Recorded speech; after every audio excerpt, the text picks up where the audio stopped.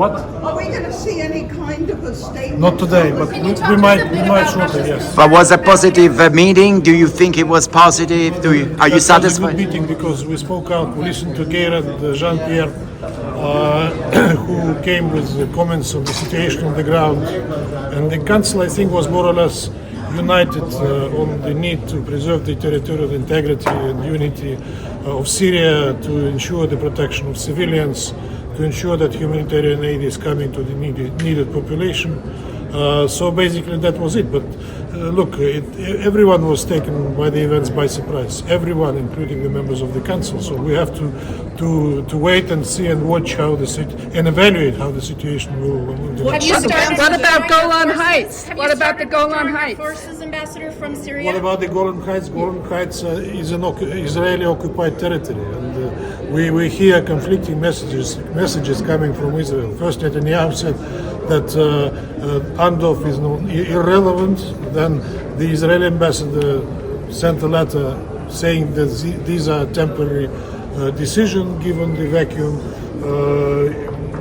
which occurred there.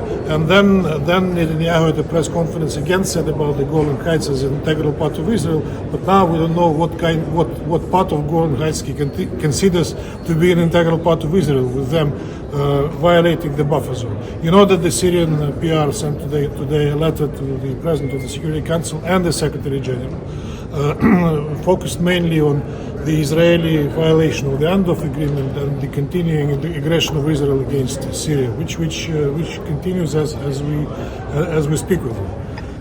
So that's it for basically. Ambassador, should the Security Council take any action on Syria to sort of guide it, I guess, going forward? And what UN involvement should there be in trying to?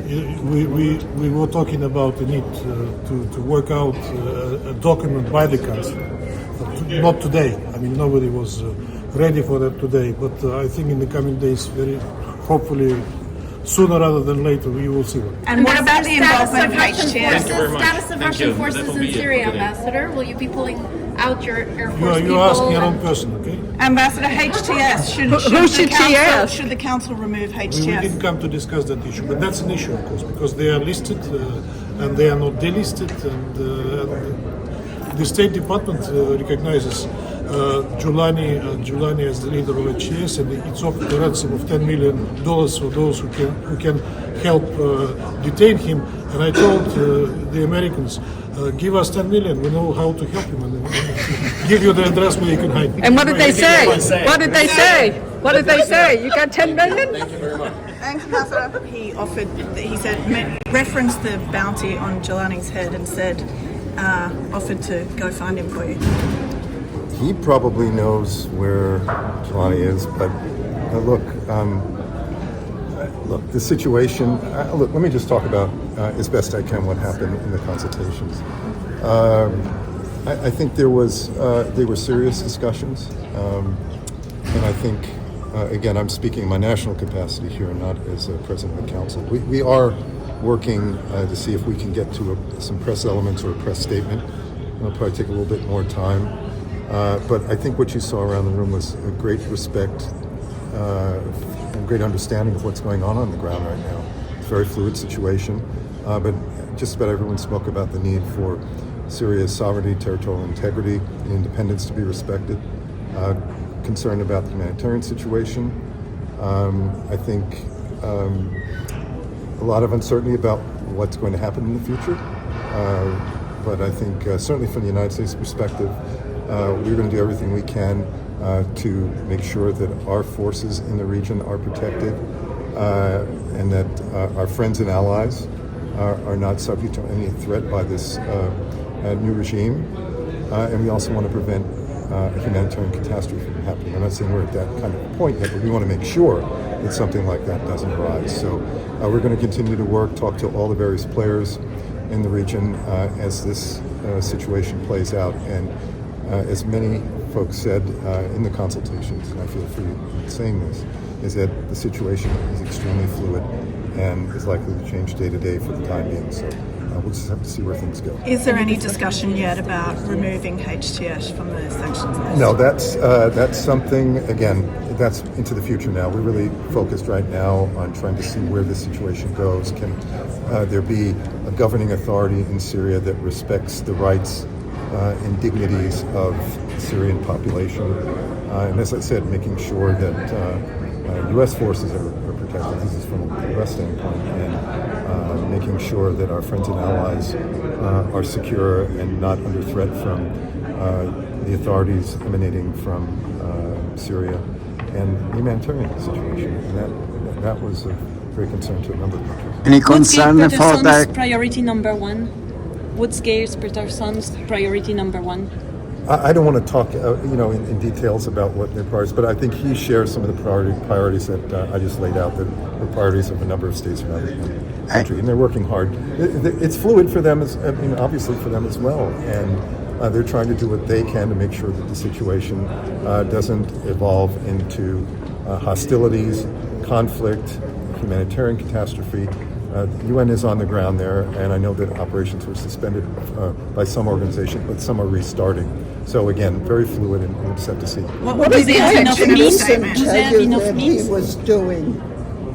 Well, I mean, Geir's doing what he always does, which is to try to talk to the relevant players in the region, to try to see what he can do to reduce tensions. Now we have a different situation since the weekend, and so he's having to obviously pick up the pace of his efforts. But he needs the support of the Security Council, and we're going to try to lend some support to his efforts. Who's Any drafting the concern? statement? Well, I don't know. It's a statement yet. It may be press elements. I think we will probably take a crack at that, being that they are holding the presidency. And what's the intention? The intention is for the council to speak with one voice on the situation in Syria. One thing I would have liked to have heard more from council members, and this is just, again, my national capacity. This is an incredible moment for the Syrian people, and we realize it is a fluid situation. But all that they've been through over the years should be celebrated, and I wish I'd heard more of that.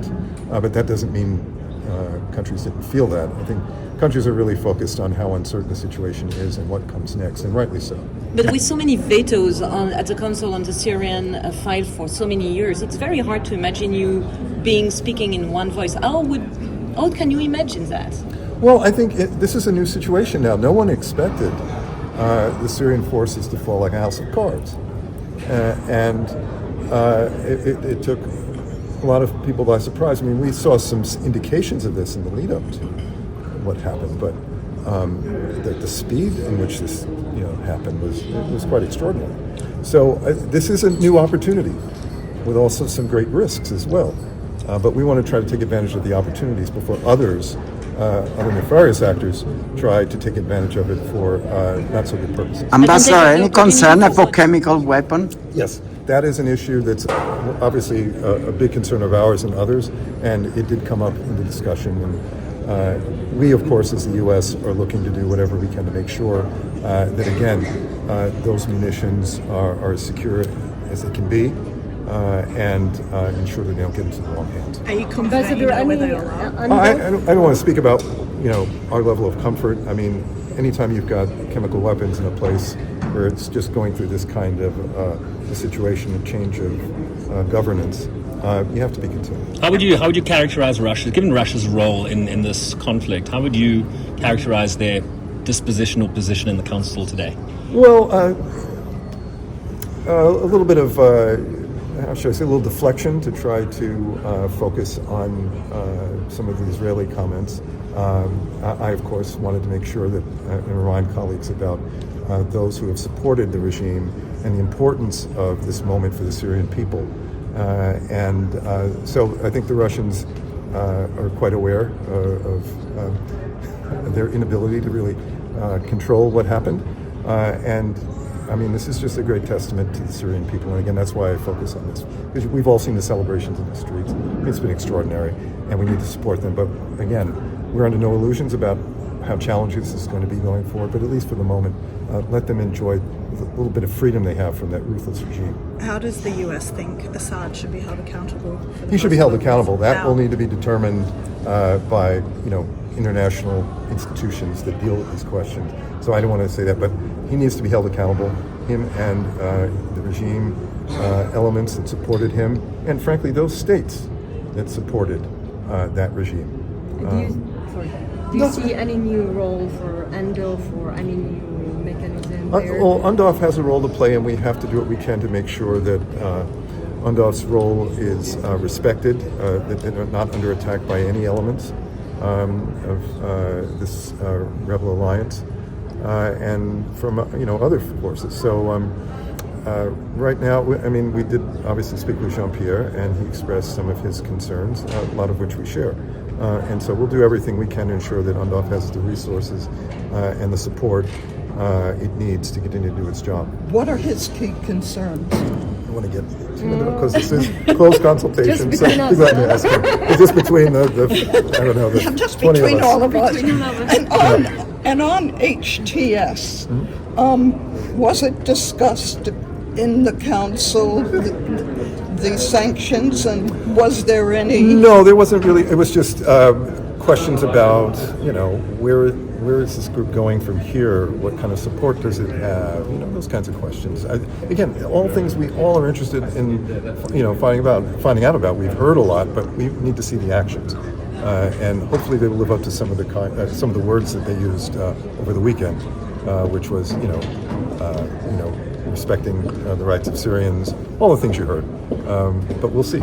Ambassador, the Syrian ambassador we just met, and he said that he received instruction. The mission here still represent the government of Syria. We're trying to figure out what kind of government you're talking about. He said the new government for people, for democracy of Syria.